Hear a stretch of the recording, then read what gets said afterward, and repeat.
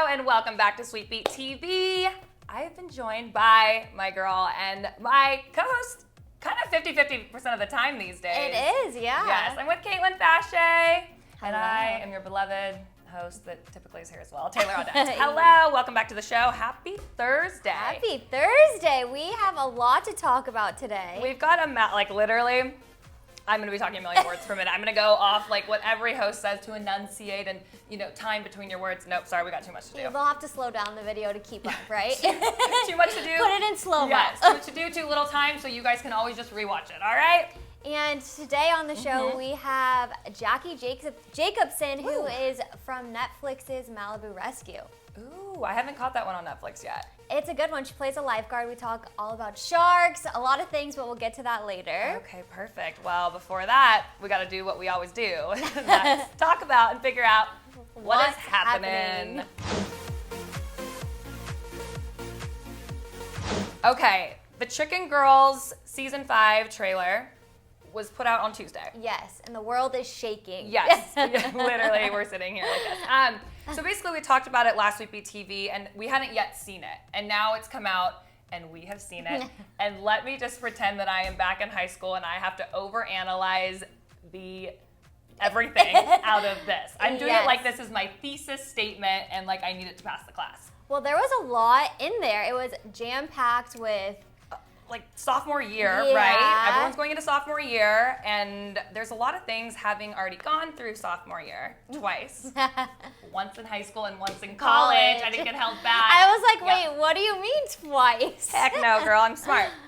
Anyway, so as someone that's gone through sophomore year and you as well, there's a lot of underlying themes here that I think brought me back to sophomore year that I can relate to and discuss actually based on my experience with sophomore year. I agree, we're excited to go into that. I guess let's just kick it off. Let's go through the themes that we see throughout the trailer. We want all of you commenting below your thoughts, whether you agree with us, don't agree with us. Like, we're here. We Critical want it all. thinkers, Exactly, okay? yeah. Yeah, welcome to the classroom. We are your teachers for the day. Yes. All right, so one of the things oftentimes we do see sophomore year is love.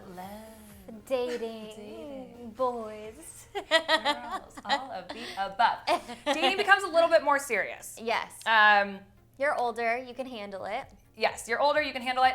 Typically sophomore year you can start driving, so that allows you to drive your own self to dates because getting dropped off by mom or dad really actually just ruins the date before it even starts. So I've definitely had that happen before, so yes. Oh, you did? Yeah, oh, goodness. embarrassing. Yes. But well, let's talk about it. So oftentimes too, sophomore year, it's interesting the types of guys that you go for sophomore year. Let's just get right into it. So Riley Lewis's character, we see her in the trailer basically saying like, oh, I could have been dating a male model. And then Annie LeBlanc's character chimes in, wise beyond her years, let me say, and goes, the only thing worse than dating a male model is dating an inspiring DJ. And that couldn't be more true even today at my age.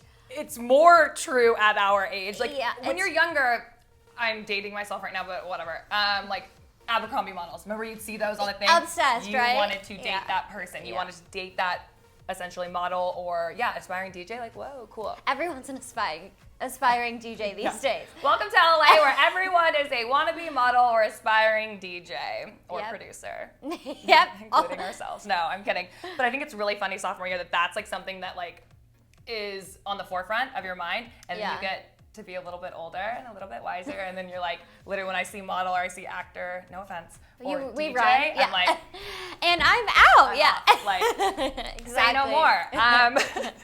Not happening today. Right, but I do see the appeal when you're younger. It's something more exciting, but let's go into a few more love interests that we're kind of seeing form there. We see Rhymes' character, Annie LeBlanc, played by Annie LeBlanc, obviously, be introduced to a new character.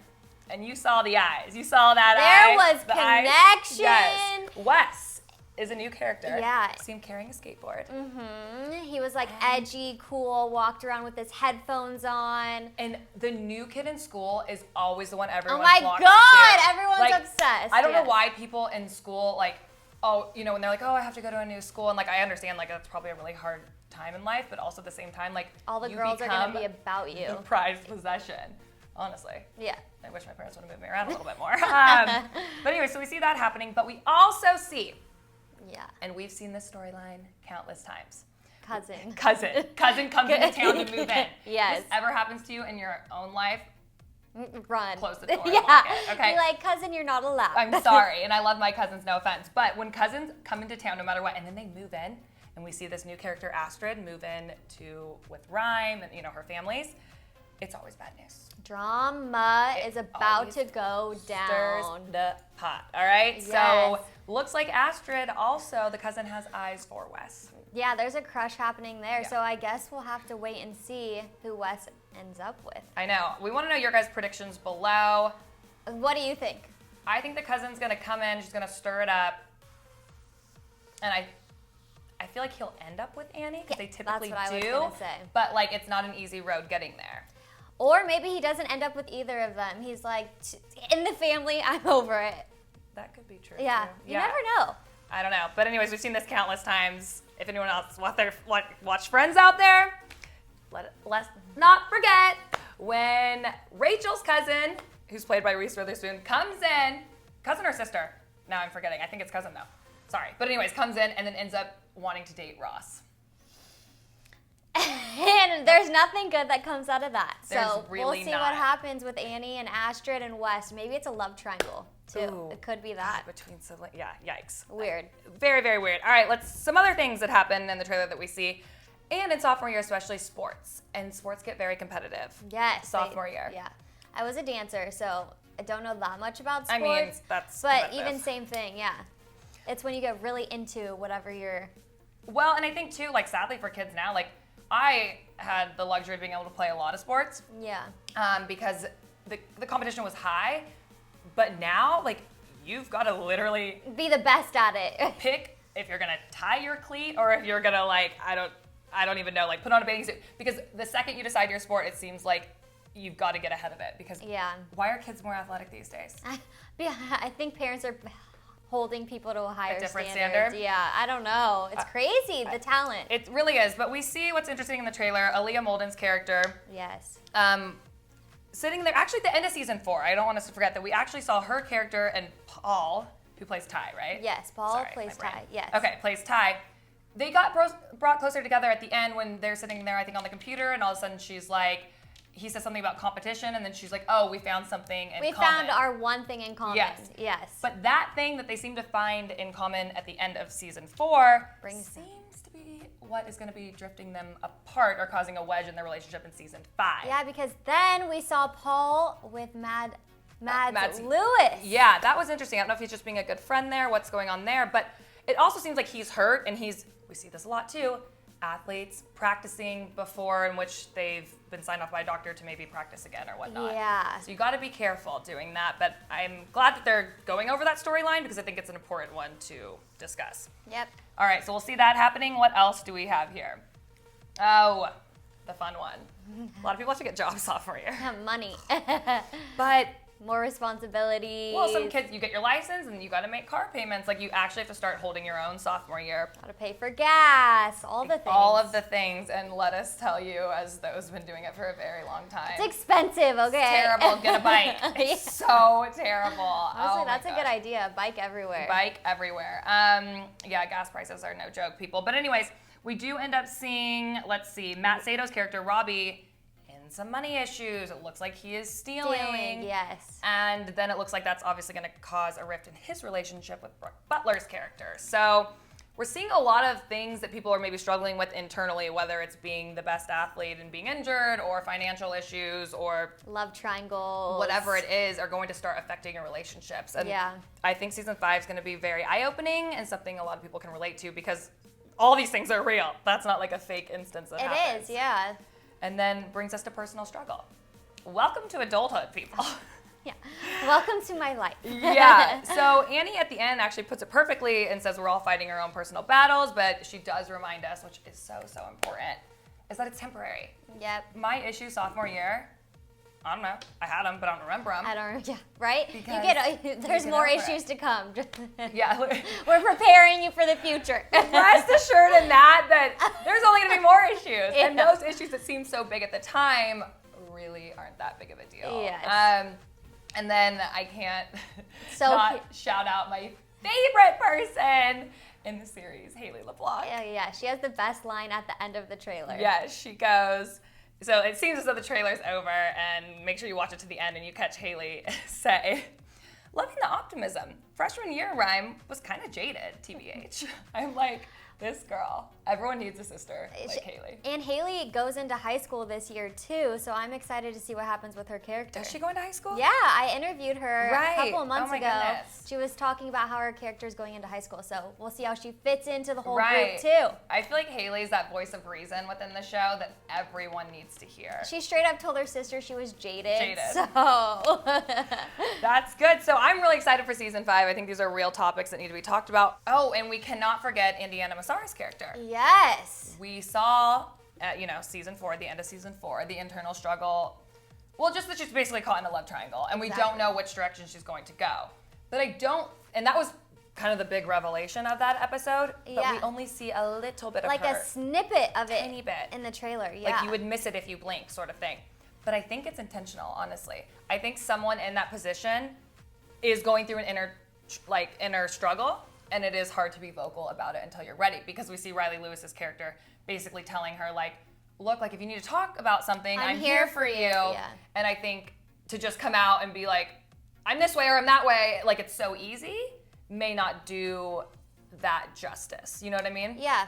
So it may be a slow smart. build. Yeah, I think it will be a slow. But I haven't seen the first episode, so I have no idea really where they're going, but if I could gather anything from the trailer, that might be the storyline. Spoiler! I guess we'll have to see. Yeah, we're just making spoilers here. Yeah, but we want to know what you guys think about it below. Yes. What are your predictions of what's going to happen this season? Yeah, and can you relate to any of the struggles or the characters in your own life right now? I can now, so I I'm can sure too. anyone can, right? That's what's great about this show. It's very, very relatable. Yes. And yes, so let's see. The first episode comes out on September 3rd, which would be Tuesday. So hopefully we'll get to watch it and then discuss it again. We can discuss it again. Yes. Exactly. All right, well, that wraps up everything about Chicken Girls. But there's something else that actually just came out. Yes. A couple days ago, Travis Scott released his Netflix documentary, Yes. Look, Mom, I Can Fly. Yeah, and I don't know, I'm gonna be the first to say, I don't know too much about Travis Scott. Yeah. I knew his music, but his personal life, I wasn't really introduced to that until Kylie kind of opened us up to it. Yeah. So I'm really excited for this documentary. I know there's a lot of controversy between, there was a lot of controversy when Cardi B won the Grammy over Travis Scott, and a lot of fans felt that was unfair, not just. I don't really have any skin in the game for this one. I'm not exactly sure. And I love both of them, but I think the documentary is just going to kind of take us behind the scenes. Yeah, I think it starts at the Grammys, takes us through the birth of Stormi, their daughter. And I read something that said that he took the sonogram and said, "This is the livest thing." Something like that. I watched his interview with Ellen. I will say, I like the guy and I want more of the guy. So I am 100% after this going to go watch this documentary, because his is a life that I need to know more about. On Ellen, he was like, "I didn't even know what a placentia was. I had to ask Mama Chris." So funny. He's funny. He has a good sense of humor. He does. Yeah. And we don't really see him on Keeping Up with the Kardashians. Not that once or twice. A little bit here and there. Not really. So I'm glad he opened up his life. And I think all the fans out there that are I know this opens the discussion again of oh, you were robbed of that, this or that. It's let's not forget how many movies Leo had to star in to finally win the Oscar. And I think if anything, if you just want to support that person, I know Twitter is easy and it's right there, but go buy his album. Yeah. That's the best way. And Taylor Swift fans really taught us that. Her selling millions of copies before it was even released. Well, wasn't his album one of the best selling? Right. It was, but I'm saying if you want to continue to support him that way, yeah. That you can do things winning. besides just having him win a Grammy, but I think he deserves one, so maybe this year he'll come out with a new album and he'll win that Grammy. No, exactly. I mean, it's hard to say. There's a lot of politics that go into the Grammys, of which I'm not a part of, so I'll leave it at that. Yeah, so I have my plans for the weekend. I'm watching this documentary. Me but too. Before I can go do that, we got something else coming up. Yeah, we have to catch up with Jackie Jacobsen. We talked all about Malibu Rescue, so take a look. Also on Netflix. Yes. Welcome back to SweetBeat TV. I'm Caitlin Fache, and today I am joined by the amazing Jackie Jacobsen. Hey guys. Hey, we are so excited to have you here today. I'm so excited to be here. So you have been killing it on Malibu Rescue, but before we get into that, we have to talk about your dog named Chicken Wings. Yes, I get that question all the time. You know, she's a dog. Why is she named a chicken? Like, it goes back and forth, but it's pretty simple. So when we first got her, her birth name was actually Miley, named after Miley Cyrus, which is kind of weird, but whatever. And when we brought her home, she would always sit with like her little paw like up like this. So cute. And then she would just like alternate them like up and down, and it looked like a chicken wing. So we decided to name her Chicken Wings because we thought it'd be super funny and different and crazy, and people love it. It's literally the best name ever. When I saw that, I was like, okay, we have to talk about it. Yeah, it's really funny. I love her, so. That's awesome. And going back to Malibu Rescue, this isn't your first time around the block acting. Yeah. So how are those roles different from your character in Malibu Rescue, Dylan? I think my character Dylan from Malibu Rescue is so completely the opposite of every role that I've ever done. You know, when you're blonde, you kind of always get casted as like the mean girl, or, you know, the dumb girl, or, you know, you're always kind of stuck in that like one genre. And so on Belle and the Bulldogs, I played a mean pageant girl. And then on Game Shakers, I played like a mean rich girl. So I was kind of always stuck in like the same little bubble, and I was never able to, I don't know, be the nice girl, be the girl that like anybody liked. And then when I started to play Dylan, it was like this like complete other world of everyone is like rooting for me instead of like against me. And it was really sweet to kind of play the girl that wins people's hearts and has such a big heart and is kind of like the mom of the team, which I feel like I'm kind of in real life. Like, it was nice to play something that kind of reflects who I am instead of like the complete opposite. Yeah. Because I promise, I'm not like any nice person. Yes, I swear, I'm not like any of the characters I've played. Well, I was gonna say, how do you relate, or how are you different from Dylan in real life? Yeah, when I first got the script and I read Dylan, I was like, oh, you know, like she's cool, whatever. Yeah. And then when I eventually started to play Dylan and I was filming the movie, I was like, I am nothing like her. Like, she is so weird, she's so awkward, and blah, blah, blah. And then as I like sat with it and then we started to film the series, I was like, oh, like I'm exactly like You're her. like, this is me. I'm like as big of a weirdo as Dylan is. And I was gonna ask you, do you have any lifeguard experience? None. None, wow. None. And I feel like that kind of helped me be as like so sporadic and crazy with Dylan, is because I really had no idea like what I was doing. I wouldn't either, so yeah, it's okay. Yeah, but it's like, it's a really demanding job, and it's really hard. And to all the real lifeguards out there, you know, like, I applaud you guys, but like, I'm gonna leave it to you. And everyone always asks me like, are you a real lifeguard? Like, can you do this? Like, do you know how to do CPR? Like, and I was like, you're like, don't ask me guys, to save you in real life. really, like, I hope no one ever sees me at the beach and they're like in trouble because I will not know how to save you. But yeah, I mean, I think it'd be cool to be a lifeguard, but it's definitely not me. Yeah, I feel that. And you guys actually filmed at the beaches in the water. So the first thing that comes to my mind is sharks. Sharks are my biggest fear. Like, all-time biggest fear ever since I was a little kid. I like can't sleep. I've never seen Jaws. Like, when in my film class we watched Jaws and I sat outside for like a week because I couldn't watch it. You were like mortified. Shark Week is the worst week of all time every year. Like, I can't do it. And I remember when I was talking to the writers one time, I was like, yeah, like I'm terrified of sharks. And they're like, really?